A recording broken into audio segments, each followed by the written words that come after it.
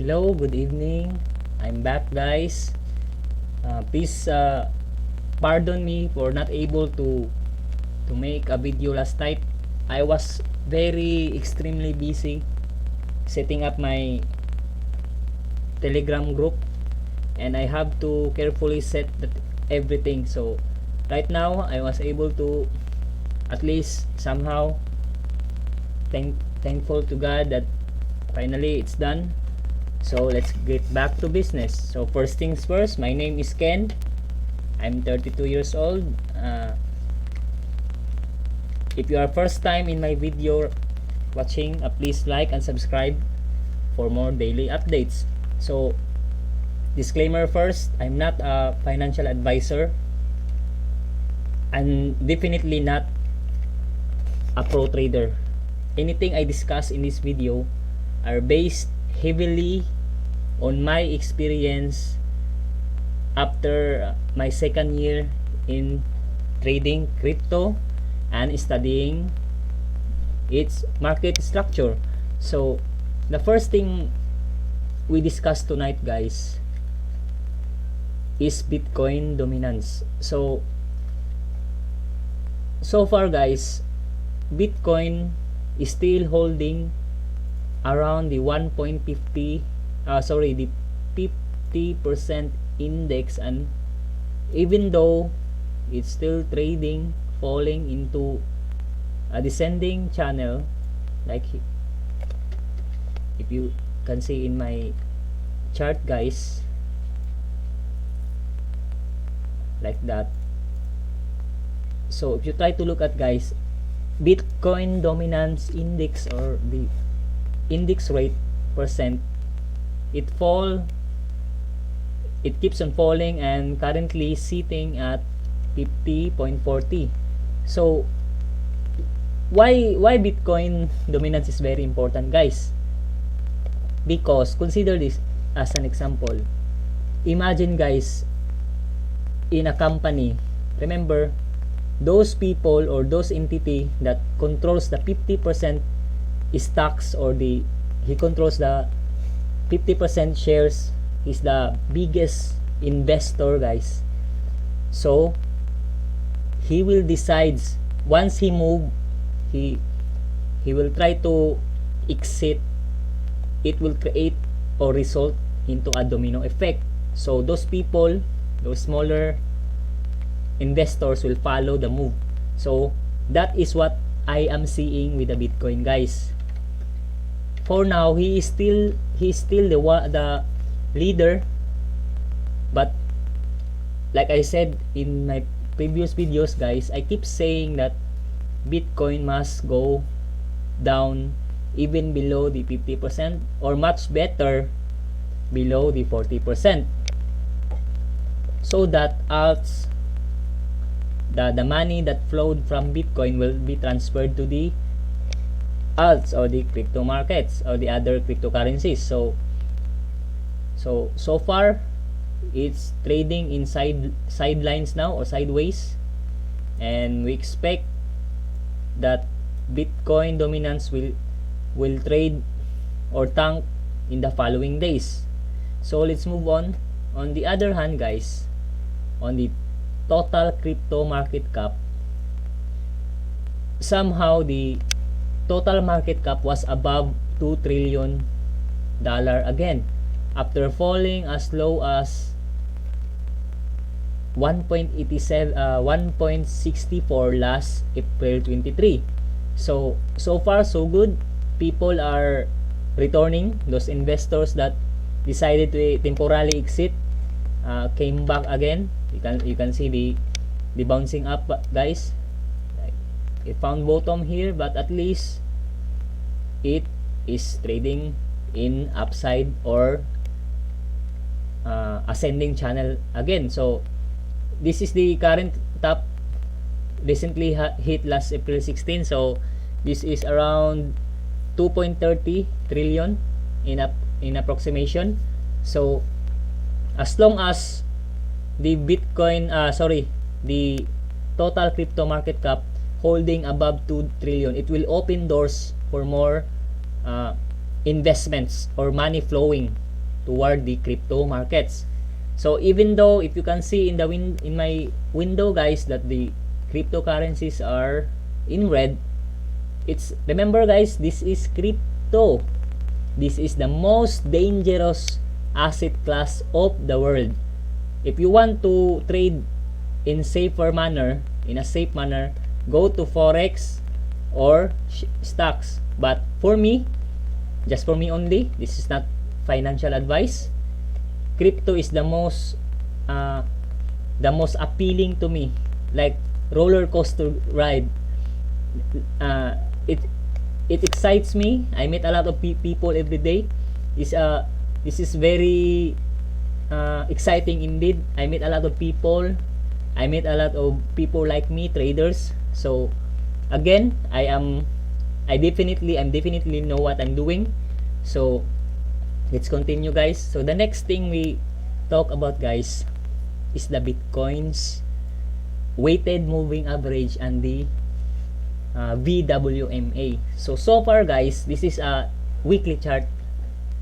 So it is very important to, you know, observe the Bitcoin health as much as possible, because remember I said in the previous minutes at the start of my video, Bitcoin controls 50% of the current crypto market cap. So imagine guys, if it continues to drop guys, like this candle here, so those alts like the XRP, the Ethereum, the BNB, the ADA, Bitcoin Cash, and the Bitcoin Cash, the rest will follow the move down.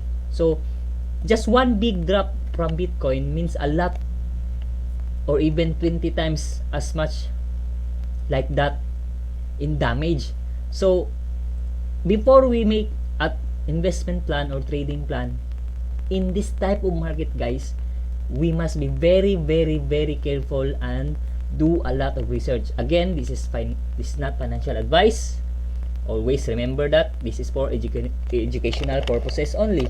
So far guys, the weekly the 21 weekly WMA are still holding above.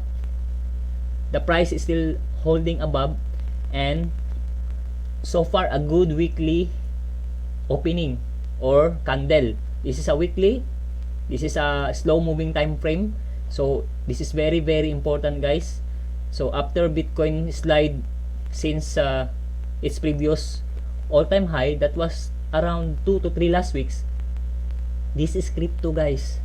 Every day is not Christmas in crypto. So the value that I learned from here guys is this: two things. Number one, patience. Yes, patience is very important here. Patience is virtue, as much the same as honesty is the best policy. So patience is very important in this type of market. If you want to make trades here, if you want to make some investment plans, you must be very patient. And time, you need a lot of time.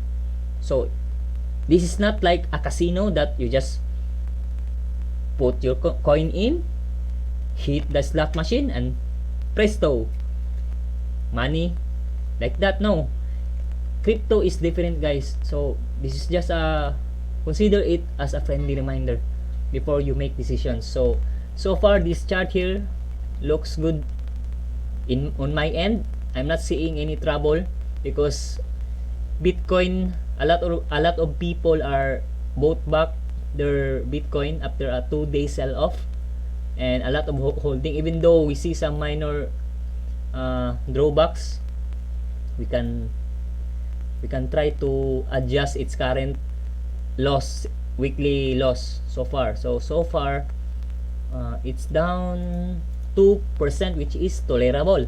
So let's proceed.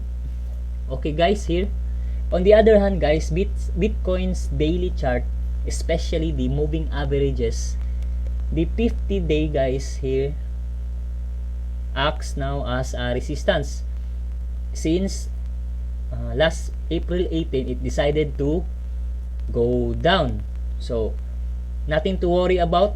If we see the volume, guys, all in the last 2 weeks, like I said, bears or the sellers in control, but this week alone is a good start, good opening, a big look at the volume, guys.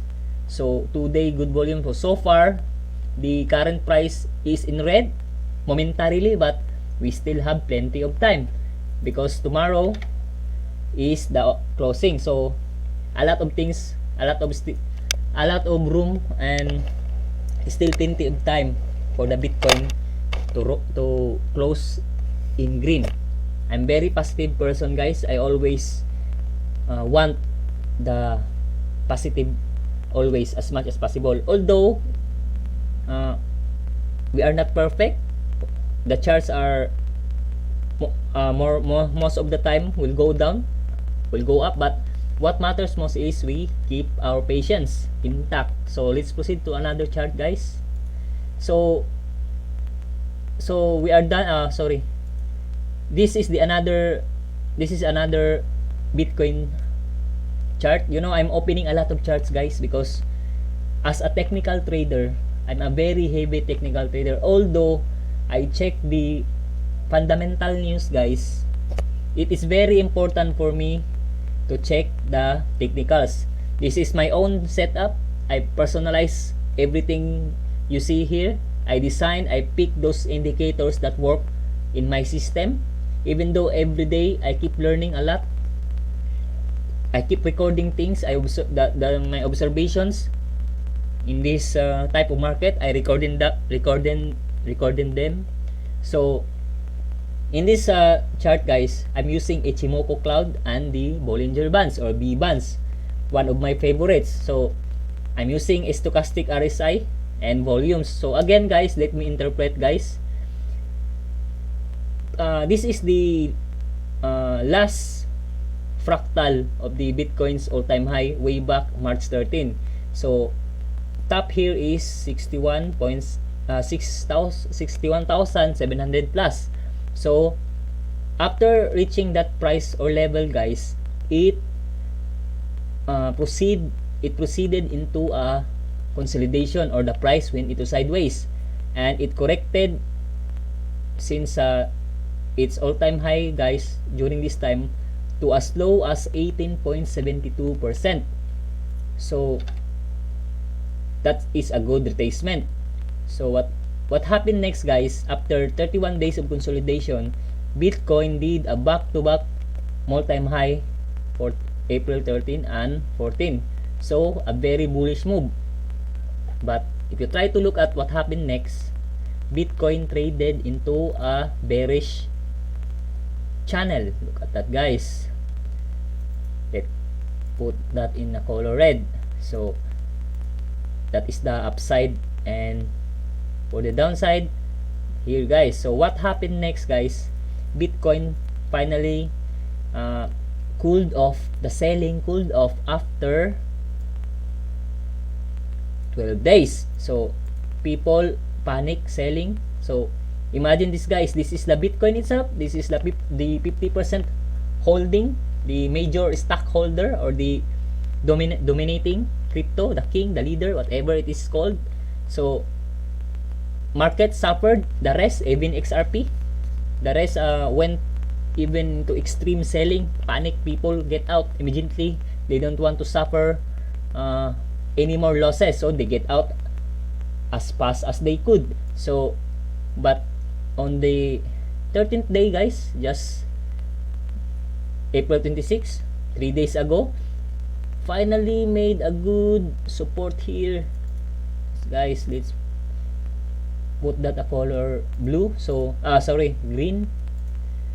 So in my trading, guys, I'm very meticulous. I use a lot of colors that represents resistances and support. So what happened next, guys, is Bitcoin printed a very bullish candle, and the next day it supported again. So look at the stochastic, guys, RSI, very bullish, guys. It found support here, like what happened here, and traded upside strong. So we expect more momentum for the XRP, guys, more more buying, of course people will sell, but people will also buy. So this is, for me, I feel like this is a discounted Bitcoin rate. So people will buy it ASAP, so that they will make profits out of that. So if this is the top, guys, I'm expecting Bitcoin to rise even more.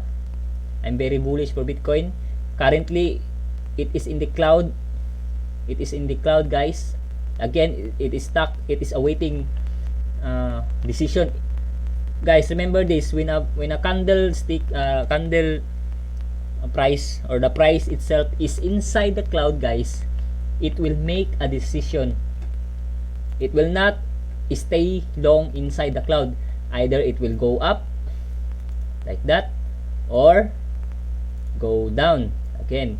So cloud are like transitionary indicators. They mean a lot for me, because I can tell in just one glance if the price will be going down or going up. So in this case, Bitcoin seems really want to go back again up high after, imagine guys, the last time Bitcoin touched the daily cloud, guys, was last September 3, 2020. So after 227 days, guys, you know, if you've been watching my video very closely since the start, guys, even though I miss a lot of videos, like 3 times already, you know, we are people, we are not perfect, we have our limits, we are not robots, you know. I've been working a lot.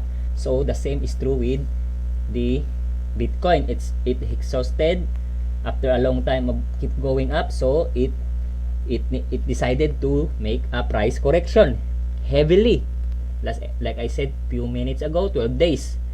So what happened, guys, after 227 days of visiting the cloud, guys, it went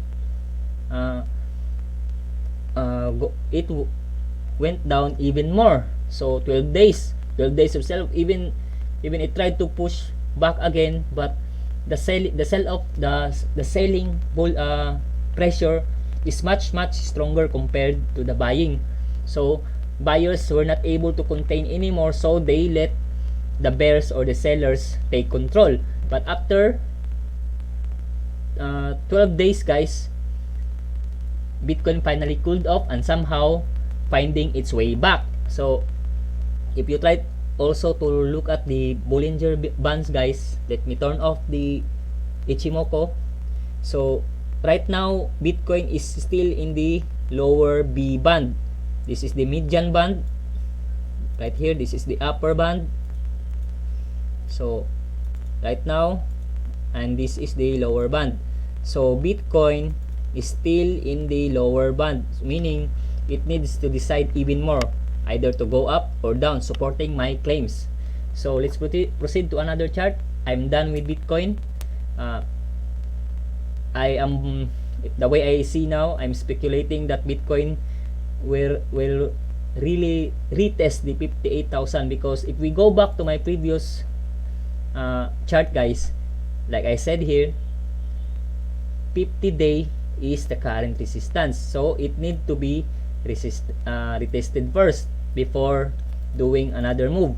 So right now the buyers, the price is in the buyer side, so price will try to go up here, and maybe after that final test again. But the way I see volumes, guys, the volumes are back in the positive territory, or the price will go up again. So nothing for me, nothing to worry about. I'm seeing Bitcoin 57k soon. So the 50-day average, moving average, will be retested again. So like I said in this chart, supporting this another type of chart. So let's proceed to the another chart, guys. This is XRP Bitcoin. So this is one of my highlights in today's video. So I'm in my previous videos, guys, I seldom use XRPBTC because I focus too much on the USDT or the US dollar stable coin. So right now, finally, after after my group remind me about the Bitcoin and the XRP, so it came up in my idea to decide to include this XRP BTC chart from from this moment on. So the way I see the charts, guys, if we go to the monthly, Bitcoin is still dominating against the XRP. Remember, this is XRP versus Bitcoin. This is not US dollar. This is crypto to another crypto. This is a different type of trading. It is direct, a battle between two coins of supremacy. So far, Bitcoin is still in the upper hand or dominating against the XRP. So if we try to go to the weekly chart, guys, excuse me, the XRP BTC, guys, this is XRP versus BTC. This is the XRP itself, and its price against BTC, just to clarify everything. So I did a two favor retracement, guys, structure, one in the long trend, the trend itself, the long term, and the daily. This is the daily. So if we try to look at the daily, the long term, guys, the monthly is still bearish, very bearish. We are in current price here, so it means to say that XRP is still inferior against the BTC. But if we try to look at the daily, okay, this is the daily, guys. The way I look at the daily, guys, this trend here, I am seeing when Bitcoin decides to dump, it will be in XRP's favor, because we are now near in the 0.5 retracement, the daily Fibonacci number 0.5 retracement level. For me, guys, in my own observation, this type of retracement number is the most hardest to conquer. But right now, I'm happy to see this chart because I can tell that XRP has the upper hand in the daily chart. But in the weekly, it is inferior. So in the daily chart now, when the Bitcoin decides to go down, it will be in XRP's favor, because look at the 200-day moving average and the 50. The 50-day, guys, will also create a daily golden cross. So when that happens, guys, the price will go up and might retest this level level here, and after that, this blue line will follow up on the red line. So if we try to screenshot this, if we try to draw, okay, guys, this is what will happen. I am speculating a path. You know, when we are trading for a long time, guys, you can think in advance of what is going to happen.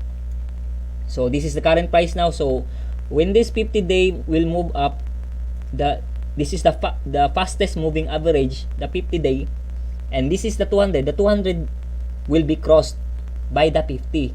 So the 200 is here, like that, and the 50 will move fast, and this is 100. The 100 is faster than the 200. This is the midterm. The 100-day will also cross the 200, creating a double cross, double golden cross. So price, so this is what going to happen, guys, like that. So the price will go here and here and here, so that we might seeing a breakout for the XRP against the BTC on the daily chart. So I'm bullish. So when Bitcoin decides to dump, when it goes lower, XRP will be in the upper hand. So let's move forward. So where are we now? So also I check we are done in this chart. Also in this chart, guys, the XRP's weighted moving average is very strong compared to the Bitcoin. Look at the Bitcoin, ugly chart, guys, right? In the sitting right now in this area near but the XRP is way above. Look at that, guys. And also look at this next chart. Look at, guys, the XRP is very very above the daily cloud compared to the Bitcoin. Let's show it again, the cloud, which is inside the cloud. So it means to say that XRP is or having a better chart in overall term. And also the XRP, guys, daily moving average is good. 50 here, 100 here, and the 200 there. So nothing to worry about. So we are done in this part. We are done here. So we are also done here. So we are now in the last part, guys. So like I said earlier, Bitcoin, the XRP is very very bullish in the long term. Although the daily is facing some issues right now, sitting just above the 1.31, offering support right now in the 0.382 retracement level. So it found resistance in this area. If you try to look at, it was rejected today, but so far the bulls or the buyers is still in favor. So let's go back to the weekly. So guys, I'm still bullish, guys, because earlier I created a speculation. So let's click this and this. So this is what I did earlier. I created a speculation of what is going to happen with XRP in the next few months. So I followed it. I created the current price. We are here right now. The XRP is in a cup and handle formation. This is the head of the cup right here, and this is the baseline. So XRP did a weekly silver cross here. That's April to March period, and right now we are still here. This is already a speculation, guys. The live chart is looking this. So when we are traders, guys, especially if you know how to read charts, you can predict at least or somehow what will happen in the future based on the current setup. So in this, guys, I'm bullish. So the candles will be look like this. So if this is the handle part, we are now in the bottom of the handle right here. So what is going to happen when the green line, the weekly green or the weekly 50 SMA finally cross the 200, it will create a super bullish move, and the blue line here will also follow back up. It will also create a super bullish move supporting the 50. So when this happens, guys, I am seeing a 3.60 XRP in October. So this is not a prediction, but an speculation only. We cannot predict the exact price, guys. So that's it for tonight. Overall, I'm bullish. So the main highlight of my video is not this, but this. XRP will be strong against the Bitcoin when the king coin or the dominant crypto BTC decides to dump based on the daily chart. So that's it, guys. I hope you have learned something new. Once again, my name is Ken, and thank you for watching. See you soon again tomorrow, and God bless. Bye bye.